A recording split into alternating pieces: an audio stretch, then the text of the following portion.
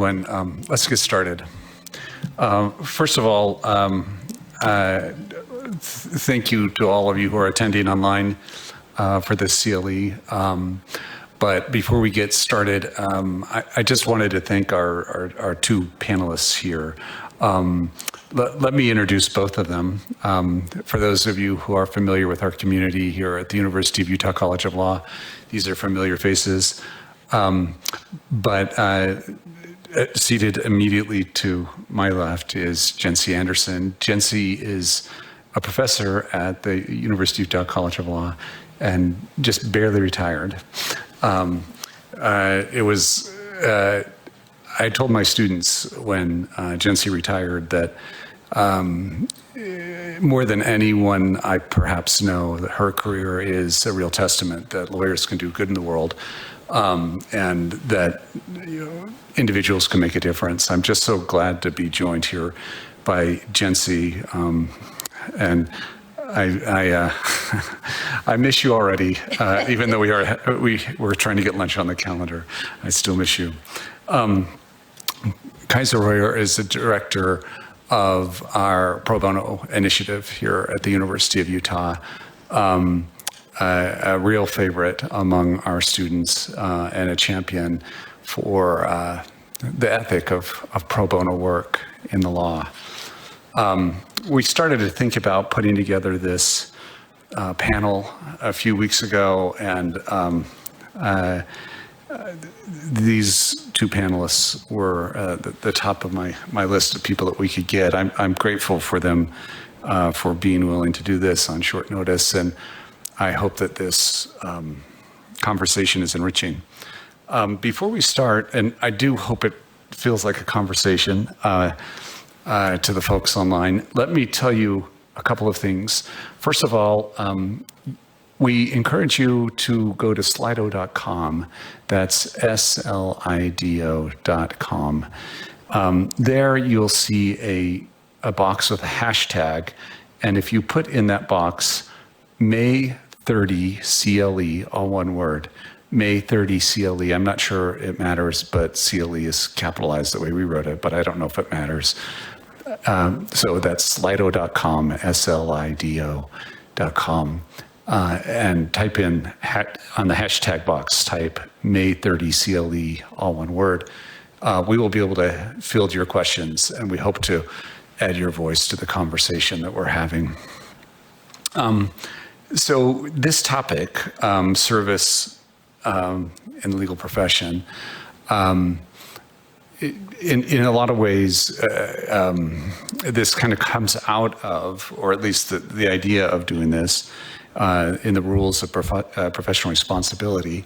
There is a suggested requirement, if that's a word, a suggested requirement that lawyers perform 50 hours of service a year, paralegals 30 hours a year. Lawyers and paralegals are asked to certify when they apply for their to renew their licenses, whether or not they completed that. It's not required, but it is strongly suggested. There is also a fee waiver for those who don't meet the 50 hours or 30 hours, depending on which bucket you fall into. They ask lawyers to pay $10 for each hour that they missed, and paralegals to pay $5. Now, if there was ever a modest goal set in the annals of time, this is probably it. For so many of us, the reason that we went into the law was to make a difference, and our community makes a tremendous difference in our community. I mean, our legal community makes a tremendous difference in our broader community, and we just thought it was probably worth highlighting the importance of service in the legal profession, and that's why we assembled this panel. So I'm going to open up the conversation with just a really basic question, and either one of you can field it. Why do lawyers serve? Why should they serve? How would you answer that just to start? Hi, thank you so much for being here today, and thank you so much, Brig, for being so kind. As Brig said, I'm Jen C. Anderson. I have been practicing law for more than 30 years. And I came to law school because I thought that's what lawyers were supposed to do, was to serve. I had never met a lawyer. I didn't have any lawyers in my family. But the lawyers that I had seen on television, or the lawyers that, either real lawyers on TV news or on television shows, were lawyers that were doing good in the world. A show about corporate lawyers wasn't necessarily going to be that interesting until LA Law. And so I kind of thought that's what lawyers did. And when I decided to change my career from theater to the law, I thought that would be a place that I could really do service. I think for many of us who came to law school to do that, we learned pretty quickly that that may not have been the focus of our law school experience, and that what the cool kids did was do law review and then go to a big firm and make a lot of money. And that was really confusing to me, and I took a lot of clinical opportunities while I was in law school to look at service, the kind of service that I might want to do, because I think many of us, even today, don't understand the kinds of service that are available for us out in the legal community. And I think that's one of the things we'd like to hit on today, is that there are so many varied opportunities to serve as lawyers. And I think, although our rules of ethics are modest, to say the least, I do think that we have an obligation as lawyers to we are specially trained. We have skills that no one else has. We can give access to justice to people who otherwise would not have that access to justice.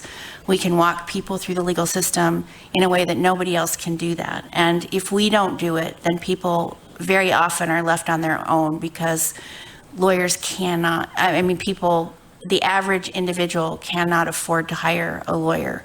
And so doing that not only for mid-income individuals, but also for those lower income individuals, I think is deeply, deeply important. Not only do I think it's ethically something that we all need to look at, even if our rules of ethics, say it's okay if you don't do it and you can give $10 an hour, or $10 for every hour you don't do. I think we have an obligation to do it. We also have an obligation to donate to those organizations that do it, even if we do it to the extent that we're able, so that we can. There's a reason why people tell lawyer jokes, and part of that is because they don't see us as a service community, and and people should, and that's what we should be.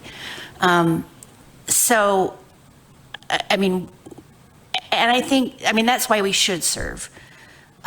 Why do we? I can tell you the reason that I do is that it made my law license worthwhile. Every time, I've done a lot of different kinds of service in my career. Can we focus on the Rocky Mountain Sure. project? When you joined to try to help establish innocence of those who have been wrongly accused, why did you do it?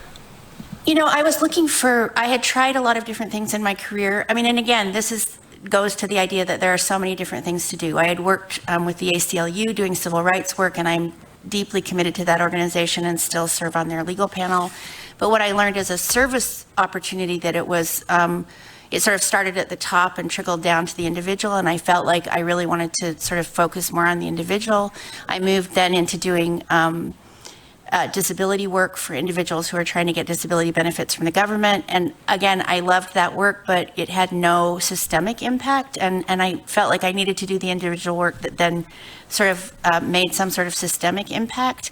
Throughout all of that, I worked with homeless individuals, which was a population that I loved. And I also did some indigent criminal defense, which I also found incredibly satisfying. But when I came to work at the law school, I was asked by Professor Lionel Frankel. Some of you may remember Professor Frankel. Some of you may not have known him, and I'm sorry that for you. But he was starting, there was a national movement to do innocence work, to work with individuals who had been wrongfully convicted, both through DNA and non-DNA evidence. And he asked if I would serve on the board of that organization as he was forming it. I jumped at the chance to work with Professor Frankel, but also to work at with the other folks that had been asked to be on the board, like Scott Daniels, Briggs' dad. I didn't know much about the work. I knew very little, in fact, but I helped to sort of develop that organization. And then, unfortunately, as Professor Frankel's health failed, I was tasked with taking over the organization. And what I found was that I got to help the individual. I got to help individuals who had been wrongfully convicted and who were spending long sentences in prison.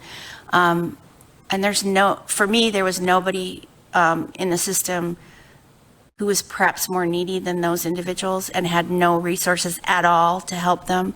But also that through that work, we could see that there were problems with the criminal justice system that we could look at reforms. And so I was able to do legislative work and policy work, and also then educational work to help individuals understand why people were wrongfully convicted in the first place. I was able to do presentations for judges to make them sort of think about the kinds of evidence that was coming into their court. So what it did for me was it served all of the needs I had in doing service work, which was to help individuals at the most base level, but then to do systemic change as well.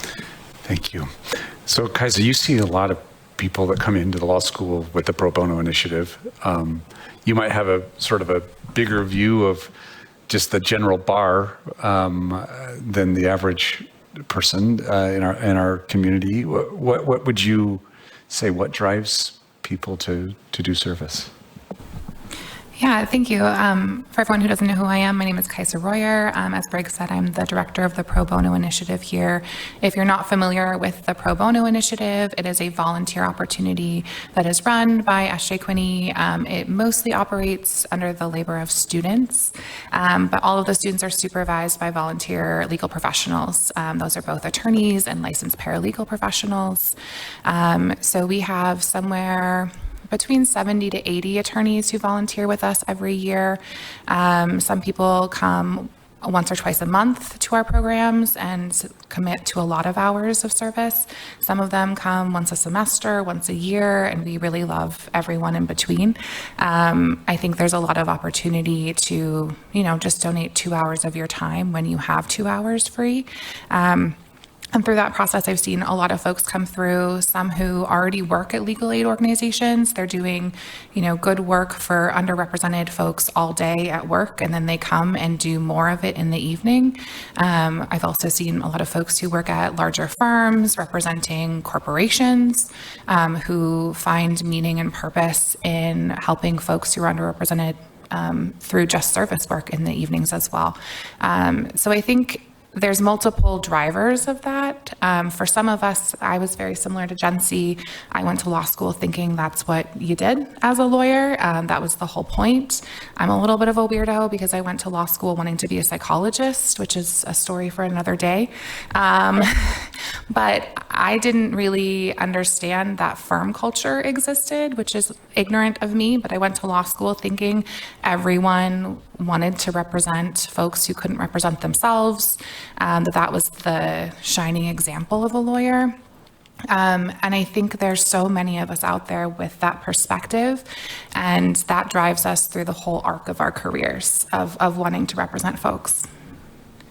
I don't intend to jump in a lot, but I started at a law firm, having gone to law school because I felt like I could really make a difference, and hoping that I could do something to protect the environment of Utah particularly. And I started at a firm, and I found a lot of people in the firm had a real desire to try to make a difference, right? And I think that they felt that, well, no, not that they felt, they did good during the day as well, and paid work. But they felt a desire to do something beyond that, to give to those who might not have the means. And I think one of the big struggles is to try to figure out what, like how and what. So let's talk a little bit, like if I am thinking about, hey, maybe I should really buckle down and try to do something more. Where should people be looking? What rocks should we turn over as we're thinking about this analysis? Where should we be looking? I think you need to start with, this work, one of the things I wanted to say was that it's not just that you have an obligation to serve, but when you do the service and when you actually make time for it, there is nothing that in your career that will be more satisfying than, a gazillion-dollar verdict will never match walking an innocent person out of prison. Winning your client some sort of amazing judgment will never compare to helping a homeless person navigate through finding a home. So I think it starts with deciding what you may be passionate about. Like, what is it? What group sort of moves you? What group of people that may be lesser privileged than we are? What moves you? Is it battered women or battered individuals? Is it the LGBTQ community? Is it homeless individuals? Is it some sort of people who are navigating divorces by themselves or custody matters? Is it children? So I think it starts by finding what you're passionate about. And you already may know what that is. You may already know that you have a tie to some sort of specific group that may not have the kind of access to justice that other people do, but you may not. And so you may need to try some things, which is exactly what I did. And although I found satisfaction in everything that I did, it took a while to find the thing that moved me the very most, which was the innocence work. How did you, as you went from place to place, how did you find out about the resources? Where would one go if you were really kind of shopping around? So you may be the kind of person that's like, this is the problem that really inspires me. But if I feel like, well, I'd like to do some things and maybe try a few things, where would I even go to navigate that? I think this is a question for Kaisa. Kaisa. Yeah, I can give the real administrative, practical advice for that. So in Utah specifically, there are a couple of places where pro bono opportunities are listed. One is the Utah State Bar pays for a service called Paladin that tracks volunteer opportunities for attorneys in Utah.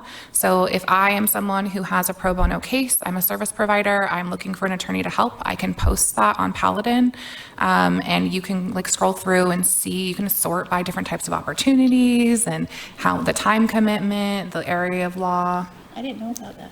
So can you this is the website, can you I'm sure we can send it out to everyone. We'll put it in the comments of the recording, but could you say it again? Paladin? Paladin, yes. Yeah. So it's a Utah State Bar service. So it's somewhere on the Utah State Bar website, I'm Great. sure.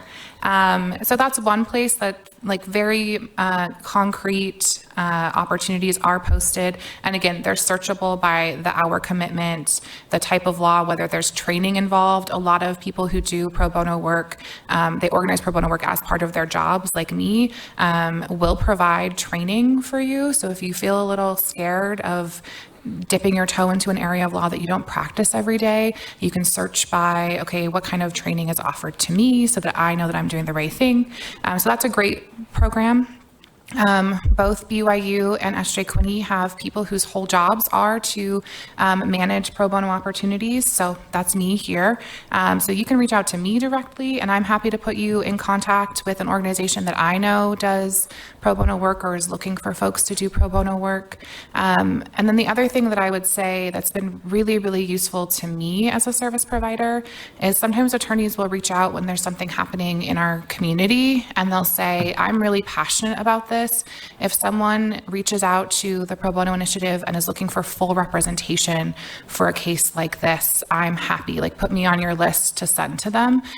So this could be, again, if you're really interested in domestic violence, you can reach out and say, like, I would be willing to take one case. So if you have opportunities, like, let me know. With some of the political things that have been going on in our community, folks have offered to represent folks who are being arrested at protests or who are trying to get name gender marker changes, things like that. So if there's a political issue that's really interesting to you, just make it known that you want to help. And I just want to add, I mean, one other place to look is just to talk to people you know are doing the work. Most of us who have been doing the work particularly for a long time have a lot of ideas about where resources are, and there are some hidden resources. For example, there's a new group that's just started that's trying to help do post-conviction cases that are broader than innocence cases, but for which there are no resources. And the Indigent Appellate Defense Division, the legislature passed a statute that they should be appointed to cases, but then didn't fund that.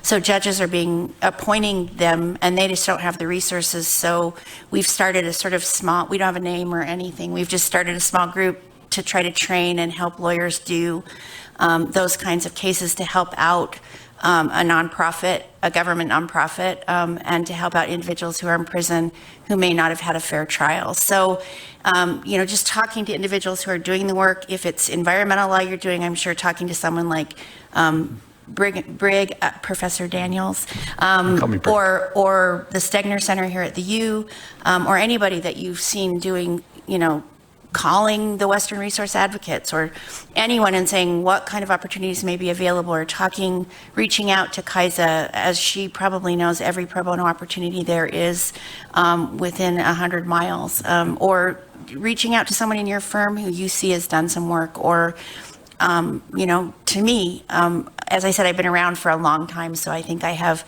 some sense of some of what's out there. And there, as I said, there may be hidden opportunities that aren't even, on Paladin. I did go on the Utah Bar website, and if you just go to the attorney part, go ahead. There's an access to justice part that will link you to all of that. And I'll just say one more place that you can look, which is both the Utah State Bar, their Access to Justice office, and then Utah Legal Services. They both have pro bono coordinators as well. So folks will reach out to the bar. Lots of people reach out to the bar looking for free legal help, and the bar doesn't provide that usually, right? So they have lists of opportunities as well. So if you reach out to either the bar or Utah Legal Services, they know what's going on and they're happy to connect you. Okay, so if I'm hearing this right, then if I'm trying to figure it out, the first thing I might do is look at these online resources. Someone in the comments sent us the website, which is appapp.joinpaladin. Paladin is PALADIN.com/Utah Pro Bono /. Again, that's app.joinpaladin.com/Utah Pro Bono /. So you might look for these online resources. We have a couple of coordinators that you mentioned here at the S.J. Quinney, down at BYU, Utah Legal Services, and in the bar itself. And then Jency had the idea of just talking to people that that have been involved, that they often will have ideas. That seems like a really useful list. Anything that you want to add to that short list? Well, I would also add, the Google is a very good tool. And, literally typing in something that you're interested in with Utah on it and seeing if anybody in Utah is doing it. I mean, last night, someone needed a free cello for their child, and I typed in free musical instruments in Utah and found, a number of resources that I had never even heard of. I know that's not legal, but really, the Google can do all kinds of things for you if you even just want to start there with something that you think you might be passionate about. Yeah. I'll throw one more thing out there. I think it's important to emphasize that these pro bono opportunities are very different in terms of the time commitment that's required. So if you have young children, you're very active in the theater, you don't have a lot of time in the evenings or on weekends to take a full case all the way from start to finish. There are opportunities to do 2 hours. There are opportunities to do 1 hour on the couch in your pajamas as you're like petting your dog. There are all sorts of opportunities out there. I know Professor Daniels mentioned a 50-hour suggested requirement, but doing 10 hours is great if that's all you can do. And there's opportunities to do that. Great. And again, I just thank you to the person who posted the website. For others who would like to join the conversation, we invite you to go to slido.com, and in the box there with the hashtag, all one word, May 30 CLE, you'll be able to see a place where you can post questions. Where you're more than welcome to join the conversation. So the idea of the lawyer with the child or the family commitment or very busy schedule, it kind of gets us thinking about another set of questions, which is, what are the big barriers to pro bono service? I mean, other than finding the right opportunity, I think that is a barrier. What are the barriers and how do we overcome them? I mean, guys, you started to talk by time, and I think that something you said there was quite helpful. I mean, if people don't feel they have like the time to commit, your point is there may be opportunities that are one-off hours here and there. Yeah, I think time is a huge barrier, but I don't think it needs to be one. We all have an hour that we're spending scrolling on TikTok every night, at least I do. So that time you can be scrolling in at a legal service program. So there are lots of opportunities that don't take much time. The other barrier that I hear a lot is a fear of not understanding a specific area of law. And as Jen C. mentioned, there are folks out there who are training up people to take huge cases, but there are also really simple things. Utah Legal Services provides a domestic lawyers academy, I think it's twice per year, where they take folks who are not familiar with family law cases, they train them, you have a mentor that's assigned to you, and then you're given a pro bono case to take a chunk of it so that you're getting experience with someone who you can trust to give you advice and feedback. So there's all sorts of opportunities that provide that training if you're not familiar, or can pair you with a mentor or a supervising attorney so that you get that experience with them. And I also think like so much of the legal questions we get, we do brief legal advice, so we're not taking full cases. But so many of the questions we get are just folks who don't understand how a contract works and don't understand how to fill out a form. And because you have the keys to the kingdom, you understand legalese, you understand basics of contract law, you can help with a whole host of things, more than you could ever imagine. A lot of folks come in and they have a stack of forms that were given to them by the court, and they just don't know what the questions on the forms mean. And it is very confusing, let me tell you. Some of those questions are worded in ways that do not make sense, especially if you don't have a legal training. So there are little things you can do that are incredibly helpful that do not take expertise in a certain area of law. And this, I mean, to me, I think that one of the, if you find it, and this might be a friend or whatever, but if you find someone in need that needs a lawyer, I mean, of course, as lawyers, we're trained, you shouldn't practice law in an area you don't have competency in, right? And so your hackles go up, and it's kind of easy to say, I don't do that kind of law, and that's actually the right answer a lot of the time. But what you're telling me is that within the pro bono world, there are ways that I can dip my toe in. I don't necessarily need to be a competent family attorney to actually make a difference in a small but meaningful way in that area, and the same might be true of a whole bunch of other areas. Yeah, so for example, just at the Pro Bono Initiative, we run brief legal advice programs where folks can come in for free 30-minute legal advice consultations. Those are run by law students who don't know anything about the law, supervised by, that is unfair, they know a lot, supervised by attorneys. And all the time I have attorneys reach out who really are passionate about expungements. They want to help folks go through the expungement process, but they've never done that before because, unless you're doing that work on a daily basis, why would you have helped someone with that? So what we do is we pair you with a another supervising attorney who's incredibly skilled in that area, and you can sit with them as they consult with students as much as you'd like for as many times as you'd like until you feel comfortable, and then that person's still going to be there the next time you come so that you can ask questions. So, some people will just kind of watch and learn for 6 months before they ever consult with a student on their own. So there's always ways that we're trying to make it accessible without giving clients the wrong advice. Well, and I want to say a couple of things about the barriers. First of all, the time barrier. I mean, we all are too busy. When people say, "How are you?" you say busy. Well, and I think it's a matter of prioritizing it. I mean, if you want to exercise every day, you find the time to do it. If you want to do your homework with your children, you find a way to do that. And I think if you're committed to doing this kind of work, if you see the ethical obligation, if you want the satisfaction that goes along with it, you just have to prioritize finding time in your schedule to do that. I think those of you who are at firms, many of the firms now are encouraging their attorneys to do the 50 hours of pro bono, and they're allowing them to put that toward their billable hours, and really, being part of your firm's committee that organizes that and makes sure that that really is a priority within your firm or within whether it's a large firm or a smaller firm, so that it can be added into the time that you're already giving to the law.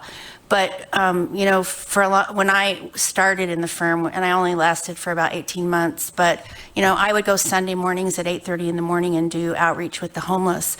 Getting up at 8:30 in the morning on a December morning when it was snowing and standing outside and giving legal advice wasn't my favorite thing. I mean, wasn't perhaps ideal, but coming home from that after 2 hours in the snow and trying to find a way to get warm, those 2 hours were probably the best 2 hours of my week. And so I really, really encourage you to try to prioritize that. And then second, with regards to the knowledge, I mean, the fact is if you're an attorney, you went to law school. If you're a paralegal practitioner, you went to paralegal school, you have more knowledge than you give yourself credit for. You may not practice contract law, but you did take contracts. You do understand offer and acceptance and consideration, which is about all I can say about contracts. But, you can look at a form and help someone figure out what a question means. You can, when I was doing I still do the innocence work, but when I try to bring attorneys on to do that work with me, they very often say to me, I have no experience in criminal law. And the fact is that post-conviction work and innocence work are both civil in nature. They involve the civil rules of civil procedure. And I don't understand, my experience has become far more in criminal law. And so if I work hand in hand with someone, they can help me understand how to do the discovery and the depositions and all of that stuff that I haven't had to do, and then I can take the underlying criminal part of it and understand that part of it. And so pairing up with someone like that, but convincing lawyers that they have the skill. You have more skill in your little pinky than most people have. And walking to a courtroom isn't scary to you, or looking at a document and helping someone to answer that document if you're in litigation, or helping someone to do a simple will, or helping someone just to address a form that they don't understand, or respond to something that's come their way. You really do have more skill than you give yourself credit for. And so the idea of being competent, I think, is much broader. Even if you've never done family law, you can, again, and you probably have a friend who does it. So if you took on a family law case, your friend is always a phone call away, or a text away, or an email away to ask those questions. So, give yourself a little more credit when it comes to what kind of work that you can do. So here on Slido.com, if you want to join the conversation, go to Slido.com, in the hashtag box, right, May 30th CLE, May 30 CLE. One of our viewers says, bring this down to earth a little bit, which I think is good. There's a lot of discussion about passion, which I appreciate. However, I found that with volunteering and with legal work. The results don't always meet your expectations. Please speak to managing expectations of legal volunteer work. I do think there is something there. There is the other side of the coin where you put your heart into something and you fail. There is also just you thought you were going to be helping somebody and instead someone's just really grouchy or something. There's a diversity of experiences, and I think that just recognizing that might be helpful.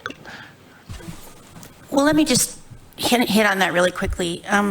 First of all, the expectation doesn't necessarily need to be that you have success or that you solved a problem.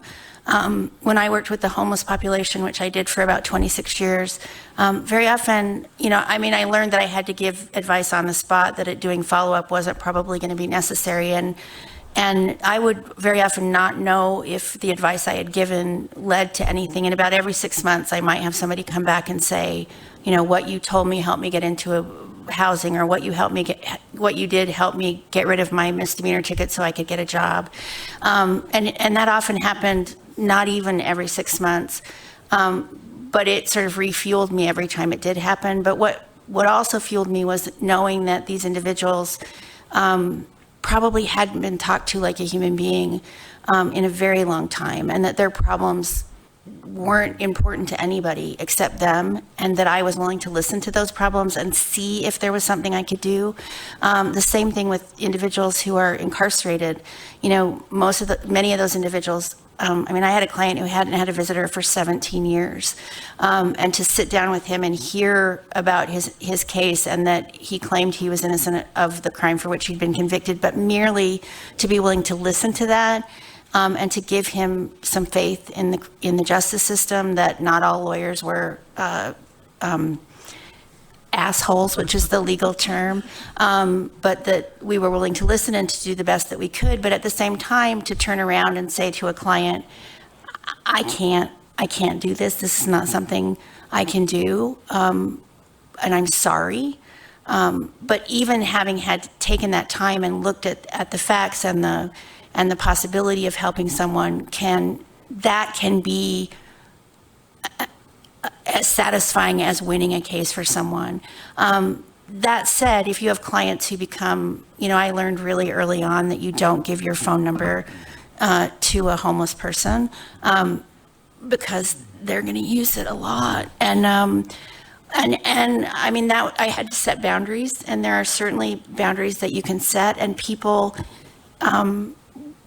most often will respect those boundaries. You may have to have hard conversations with someone who's grumpy or who may be suffering from some sort of mental illness. But merely the act of doing it, merely the act of willing to give your time free of charge to someone who may not have access to justice, can help manage your own expectations, and then to manage the client's expectations, to treat them like you would any other client. Any paying client who you would have a difficult conversation with, or who is grumpy, or who, may be abusing your time, to treat them exactly the same, because they still are clients. They're just not paying. Okay, so. Yeah, I'll agree. At PBI, at the Pro Bono Initiative, we give a lot of bad news. We have a lot of folks coming in who are just trying to figure out what their legal options are, and many times a night we have to tell them you don't have a legal option. There's no legal path forward for you. Your landlord can evict you, and they did. Things like that, and that can be really disheartening. It can feel, I think, not rewarding in some ways. And I did go to law school to become a psychologist, and so for me, it's a lot of work with students about resetting your expectation of what it means to be successful. I think for attorneys, success is a win. You've succeeded in a legal issue. So you've won the argument. You've gotten the right reaction. And I think when you're doing pro bono work, sometimes that win, as Jency said, is you've heard someone out and you've agreed with them that your situation is really, really unfortunate. And if I could change the law, I would, but I can't. So just giving someone more knowledge than they had when they sat down with you, even if it's knowledge that feels disheartening to you because it's not the answer you want to give them, can be so powerful for that person because they can move on, they can focus their attention on some other aspect that they can make progress with.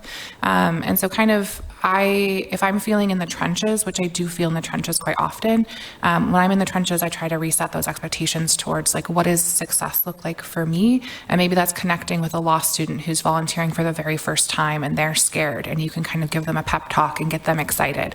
And maybe it's connecting with another attorney who's there and you're making a relationship there.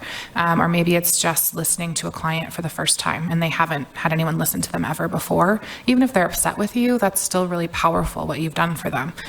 So I try to hearten myself with that.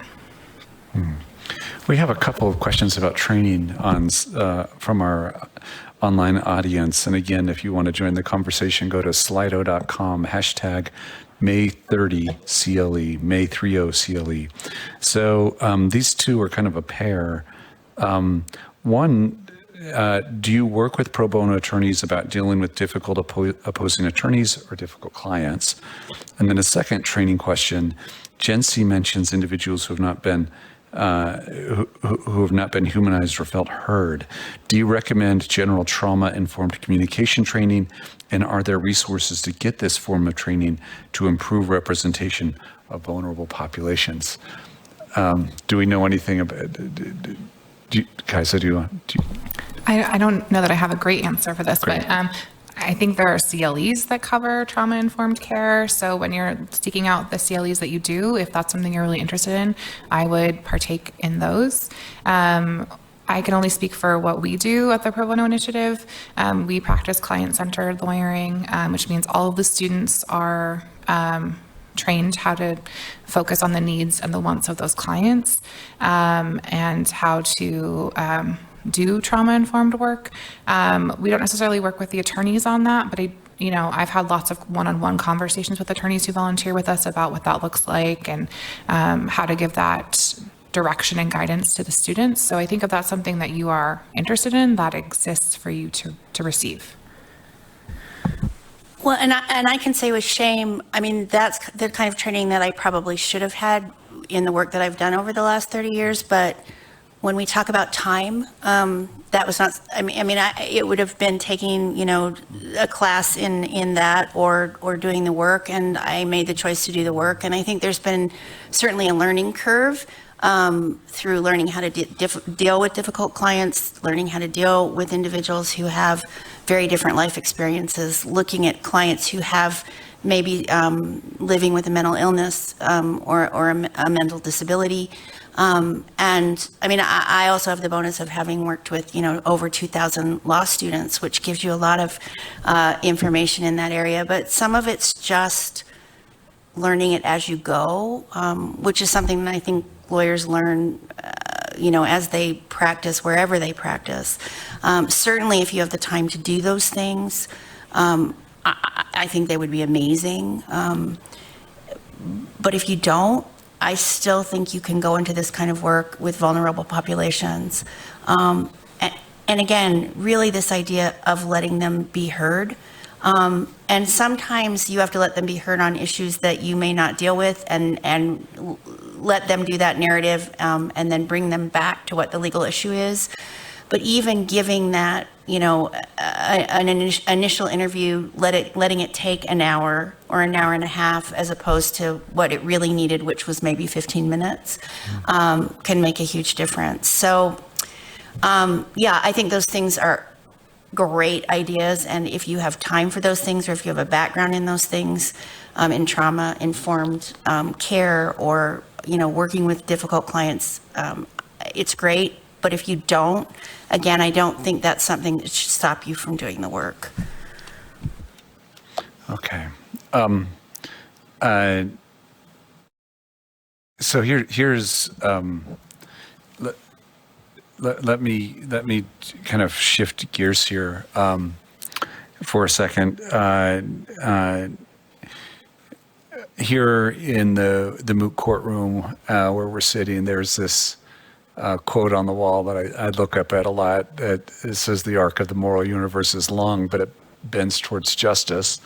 And there's certainly been times in our history and our recent history that makes you wonder if that's true and to what extent or whatever. But what I will say about this is I do think that there is a role for lawyers to help bend or bend back or whatever. But the real, I guess, the gist of what I'm getting at is, and we may have said this in different ways, but just very briefly, if somebody's out there thinking, should I do this or not? What's your pitch? What would you say to? I'm not talking it. There are the true believers, and I'm sure there's also the eye rollers in the listening audience. But I'm thinking about the person who's sort of on the fence here. What would you say to them? There's this concept that I learned about in law school that I have carried with me, which is rebellious lawyering. I don't know if that's something that's universal or just talked about in like certain corners of law schools, which is the idea that you use the tools to rebel against the system that you're learning. And for me, a lot of what that looks like is you might not win all the time when we're talking about kind of getting disheartened because your expectations aren't meeting the needs of the clients or you're not getting the success you want.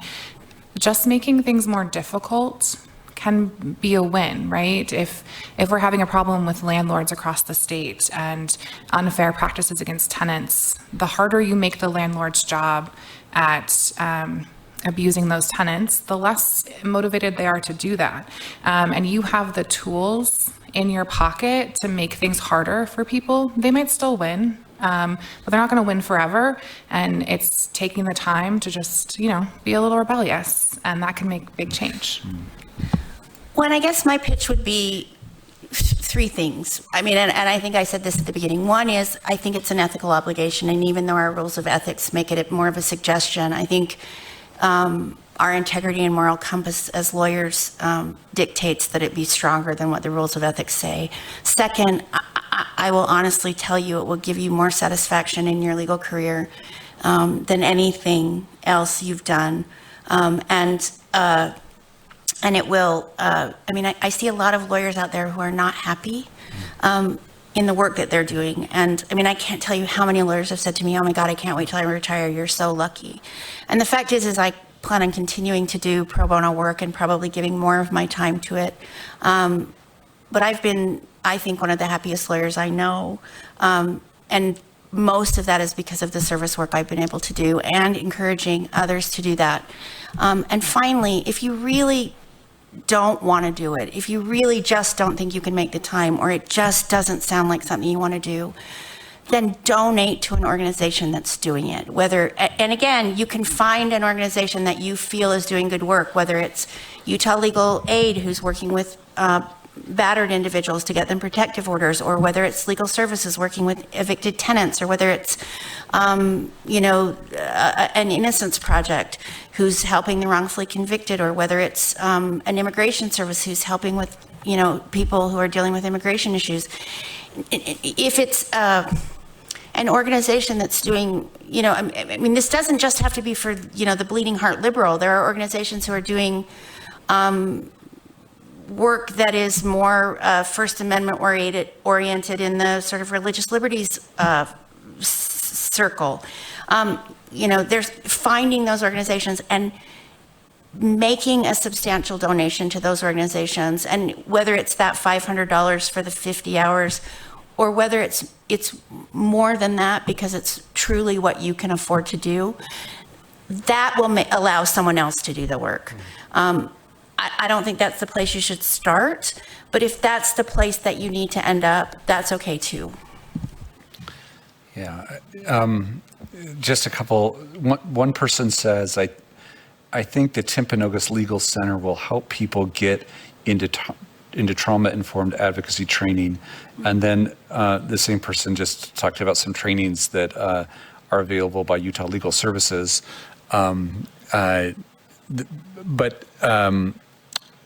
Just to kind of add, one of the, for me, I think that this is a little personal, but I was going through a pretty serious bout of depression a few years ago. And when I was in counseling, one of the things that I realized is that in important ways, my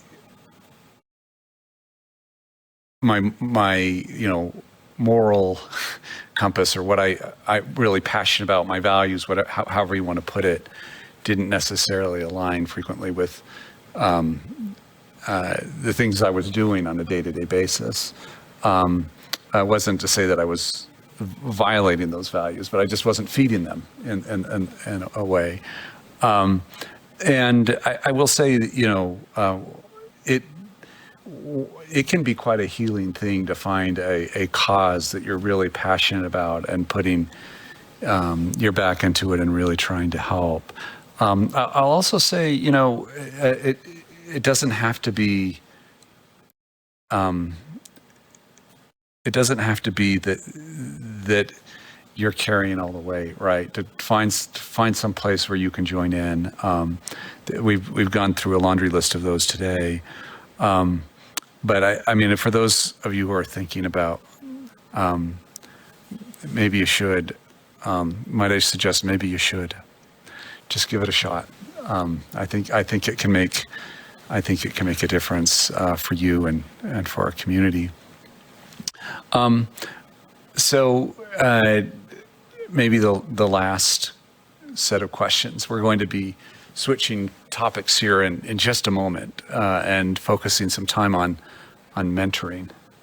But one of the questions I have is, for those folks who are in the position where they help oversee lawyers, or they are the real service doers and they would like to bring people in, what advice might you give to someone who would like to be a gateway to helping other lawyers provide service? What does mentoring in this forum look like? Yeah, I'm not sure I have a great answer to this, except that when I was doing innocence work, one of the things we would do is go into firms and do lunchtime CLEs and say, this is the work that we're doing. This is, what it entails. It's something you can do. Here's how you feel when you do it. And, we'd often get a decent crowd because we could offer CLE for it, but also because people were really interested in the work we do. So doing some educational work, at places where pro bono may not, or service work may not be at the forefront, that's certainly a way. But doing one-on-one individual work with former classmates or friends of yours who are in the legal profession, I think is an incredible way to do it. Drag them along with you to whatever pro bono service you're doing. Let them see what it means to work with a client who otherwise wouldn't be able to talk to a lawyer. I think those are a couple of ways of doing it. I love this idea. So frequently I'm running into friends here in the community, in the bar, and I think, wouldn't it be great if we worked together? Well, you can. Just find a cause and find a place to start digging in and work together. Kaisa? I mean, that's exactly what I was going to say. Is I often joke that PBI is kind of like a social hour for attorneys, because they will bring a buddy and they'll just kind of sit and catch up and chat, and then law students will run up to them with legal questions. They'll take a break from their chatting and do some legal work, and then they return to it. And I think that's the best way is bring a friend that you want to spend time with that fills your cup, bring them, help them fill their cup, and it's mutually beneficial. Right. Well, we just have a minute or two left. So I'm going to give you each an opportunity to provide some last words, but let me just say to the folks watching, we're grateful that you are concerned enough, even if it is fulfilling a CLE requirement. We're grateful that you are concerned enough to watch this, and I really just invite you to think about how you can make a difference. It's stunning to me how true what Jency said, and guys, you said a different version of this. Just the sorts of things that people need help with almost seem mundane in some ways. Not in some things are momentous, right? Too. I mean, they're both, but finding a little way to make a big difference can happen, and I do. It's not every time that you do this sort of thing that you really see the value, but I think over a course of a career you do. Jency or Kaisa, last words? I'll make one pitch for the Pro Bono Initiative, which is always looking for volunteers. So if you're sitting at home and you're really inspired and you're ready to go, feel free to send me an email.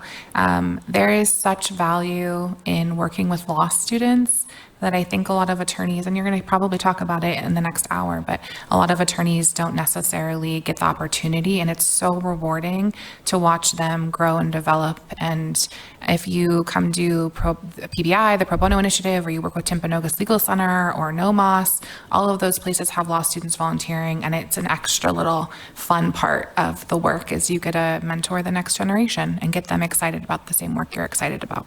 So if I want to join the Pro Bono Initiative, what do I do specifically? How do I do it? Yeah, you can either email me or you can email the Pro Bono Initiative. Our email is probono@law.utah.edu. You can also visit our website, which is law.utah.edu/PBI. So that's probono@law.utah.edu? Yes, it is. Or www. law.utah.edu/PBI. PBI, Pro Bono Initiative. Mm-hmm. Please do it. We could use your help. Jency? I think I've said all the things I have to say. I will just say to you, once you start, it's incredibly addictive. And you will find that it will be easier to make it a priority. It's just taking that first step. All right. Well, we are going to close things down. We thank those who joined us online, and thanks again to our panelists.